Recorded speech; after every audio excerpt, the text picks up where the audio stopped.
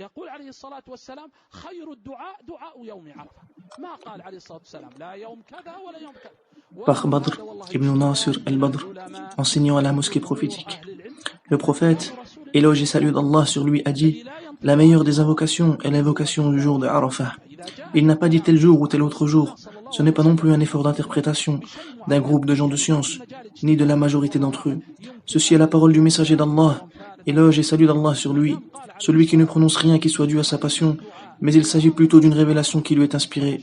Ainsi, si cela est la parole du messager d'Allah, éloge et salut d'Allah sur lui, le fait qu'il a délimité cela, le temps dans lequel la meilleure invocation est prononcée, par une chose précise, alors il ne reste aucune place pour l'effort d'interprétation. Étant donné qu'il, éloge et salut d'Allah sur lui, a dit que la meilleure des invocations est celle du jour de Arafah, alors il n'y a aucun doute que c'est bien elle, la meilleure des invocations.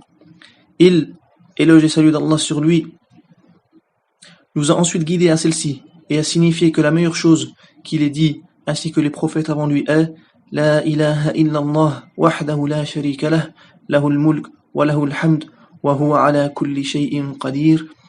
Il n'y a aucune divinité digne d'être adorée, si ce n'est Allah seul, il n'a aucun associé, à lui la royauté, les louanges, il est certes capable de toutes choses.